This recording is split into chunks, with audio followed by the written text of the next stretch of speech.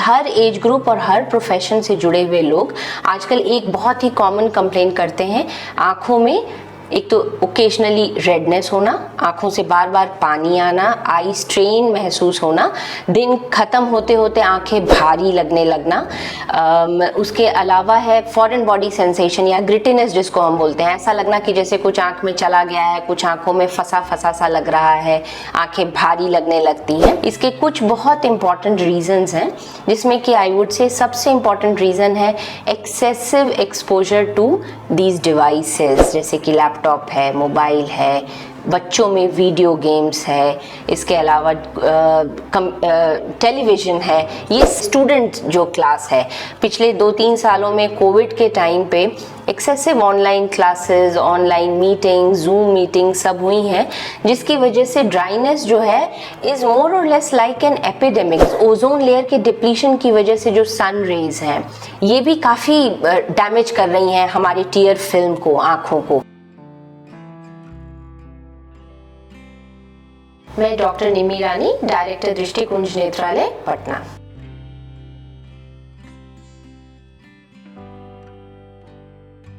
आजकल हमारी ओपीडी में एक बहुत ही कॉमन प्रॉब्लम के साथ हर एज ग्रुप के लोग आते हैं, और वो प्रॉब्लम है आँखों का ड्राइनेस।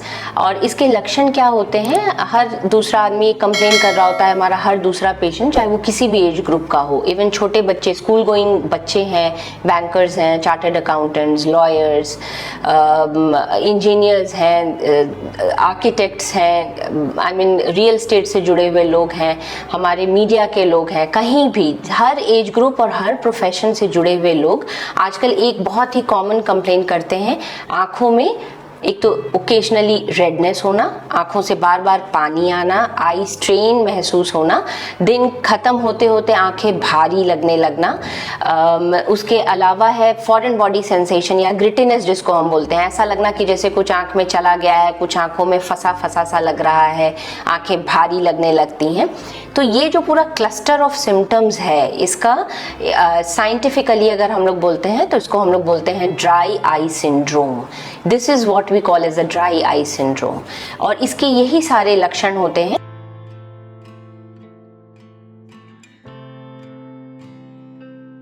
आजकल के समय में जिसकी बहुत सी वजहें हैं, क्यों ऐसा हो रहा है, इतना कॉमन, इतना प्रेवलेंट क्यों है आजकल, इसके कुछ बहुत इंपॉर्टेंट रीजंस हैं, जिसमें कि आई वुड से सबसे इम्पॉर्टेंट रीज़न है excessive exposure to these devices, जैसे कि लैपटॉप है, मोबाइल है, बच्चों में वीडियो गेम्स है, इसके अलावा टेलीविज़न है। ये सारे जो डिवाइसेस हैं, इनका कहीं ना कहीं असर होता है हमारी ब्लिंकिंग पर। जब भी हम इन डिवाइसेस का इस्तेमाल करते हैं तो हमारे आँखों में जो पलक झपकाने की जो फ्रीक्वेंसी होती है, जो एक काफ़ी इम्पॉर्टेंट फिजियोलॉजिकल फिनोमिनन है, जितनी बार हम पलक झपकाते हैं तो एक फ्रेश टीयर फिल्म आँखों के सामने आता है। अब जब हम इन डिवाइसेस पे काम करते हैं तो we tend to work with a staring gaze, blinking frequency कम हो जाती है, जिसकी वजह से आँखों में ड्राइनेस आना स्वाभाविक है। तो इन डिवाइसेस का इस्तेमाल जहाँ तक संभव हो ये मिनिमाइज़ करना चाहिए लोगों को अपने जहाँ पे अगर संभव है। जैसे स्टूडेंट जो क्लास है, पिछले 2-3 सालों में कोविड के टाइम पे excessive online classes, online meeting, zoom meeting सब हुई हैं, जिसकी वजह से ड्राइनेस जो है इज़ मोर और लेस लाइक एन एपिडेमिक, जिसका कि एक सडन सर्ज देखा है हम लोगों ने ड्यूरिंग द कोविड पीरियड। तो इसको अब समय है, अब जो है कोविड का हम लोग अब मान के चलते हैं कि अब वो उसका थोड़ा सा अब उसके इफ़ेक्ट में कमी आई है। तो अब जहाँ तक संभव हो बुक्स का इस्तेमाल होना चाहिए, ऑनलाइन क्लासेस में अब रोक लगनी चाहिए, इन सब चीज़ों को थोड़ा सा मिनिमाइज किया जाए।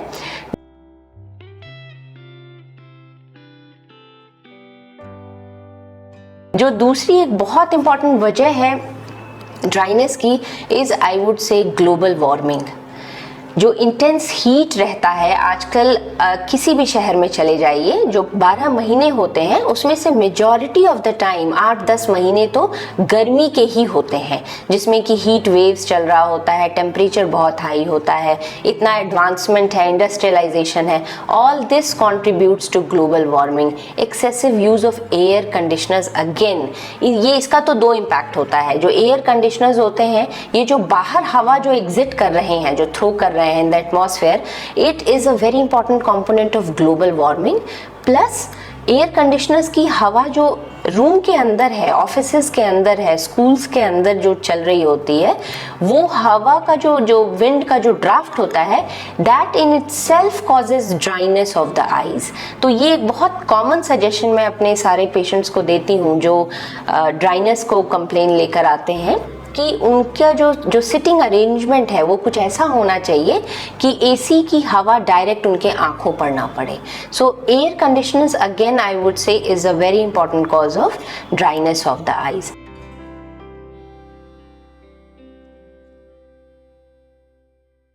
जो तीसरी सबसे इम्पॉर्टेंट बात अगेन है इज द इंटेंस पोल्यूशन, जो प्रदूषण है।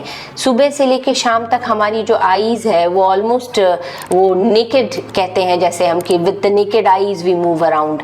तो इस चीज़ पे भी थोड़ा सा, एंड प्लस ओजोन लेयर के डिप्लीशन की वजह से जो सन रेज हैं ये भी काफ़ी डैमेज कर रही हैं हमारे टीयर फिल्म को, आँखों को। तो एक सिंपल सा सजेशन है, कभी भी कोशिश यही होनी चाहिए कि with naked eyes we should not be roaming around, specially when we are using a two wheeler, a bike और अ स्कूटी समथिंग। तो अगर एक क्लोज्ड कार में चलते हैं तो भी अवॉइड ही करना चाहिए, लेकिन अगर टू व्हीलर्स पर हैं तो कोई सा भी एक फोटोक्रोमिक ग्लास या कोई सन ग्लास या कोई एंटी रिफ्लेक्टिव कोटिंग वाला ग्लास, कुछ तो ऐसी प्रोटेक्टिव ग्लासेस आपको अपने आँखों के सामने ज़रूर यूज़ करना चाहिए। ये जो 2-3 चीज़ें हैं, इन चीज़ों का बहुत सीरियसली पालन होना चाहिए।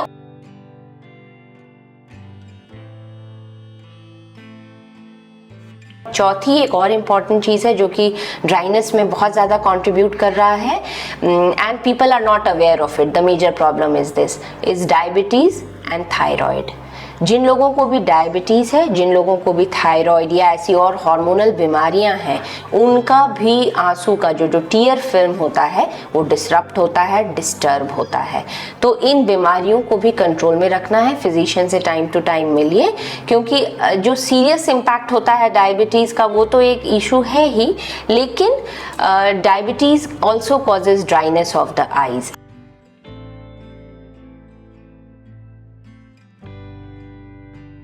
तो इन सब चीज़ों को ध्यान में रखते हुए, इन सारे पैरामीटर्स को ध्यान में रखते हुए, dryness of the eyes I would say is again a major problem, जिसके बारे में जानकारी लोगों को होनी चाहिए और इसके लिए उपयुक्त कदम भी उठाने की ज़रूरत है, जिसके बारे में मैं 2-3 चीज़ों अभी मैंने जिक्र भी किया, जैसे कि सनलाइट में आप फोटोक्रोमिक ग्लासेस, सन ग्लासेस का आप इस्तेमाल करें।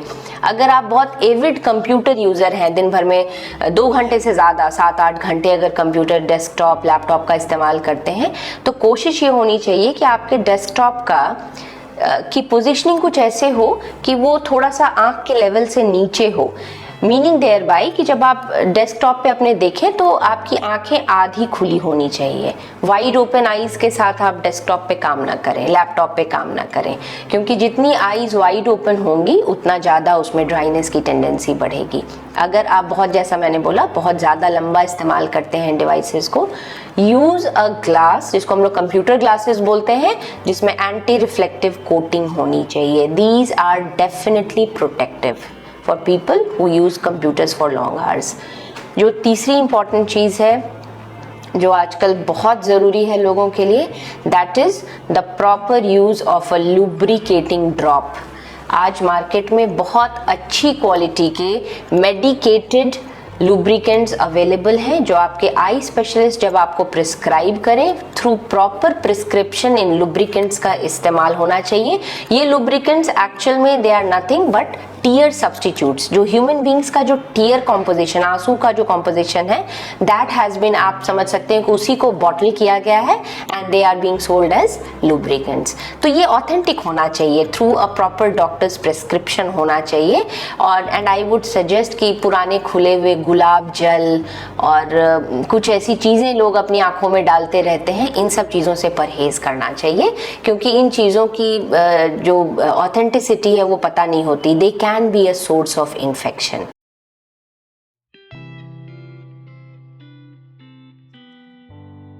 जब भी आंखों में रेडनेस होगा, ड्राइनेस के लक्षण ज़्यादा होते हैं, तो we do prescribe another form of anti allergics, उसकी भी ज़रूरत पड़ती है। कुछ माइल्ड फॉर्म्स के होते हैं, कुछ थोड़े से हायर ग्रेड के होते हैं, depending upon the severity of the symptoms. तो उसमें कुछ लो पोटेंसी के स्टेरॉइड्स का भी इस्तेमाल होता है। तो ये एक बहुत अहम बात है कि कभी भी होता क्या है कि जैसे आप स्टेरॉइड्स यूज़ करेंगे, आपको लगेगा कि इंस्टेंट रिलीफ मिला आंखों में, but these steroids have their own set of complications. These steroids should never be used. इनका कभी भी इस्तेमाल खुद से ओवर द काउंटर खरीद के ना करें, क्योंकि आगे चलकर इन्हीं स्टेरॉइड्स के ओवर एक्सेसिव एंड अनमॉनिटर्ड इस्तेमाल की वजह से आंखों में कैटरैक्ट हो सकता है और आंखों में ग्लूकोमा हो सकता है, आंखों का कॉर्निया मेल्ट हो सकता है। तो ये तीनों बहुत ग्रेव कॉम्प्लिकेशंस हैं। इन चीज़ों को ध्यान में रखते हुए we should refrain from using over the counter medications.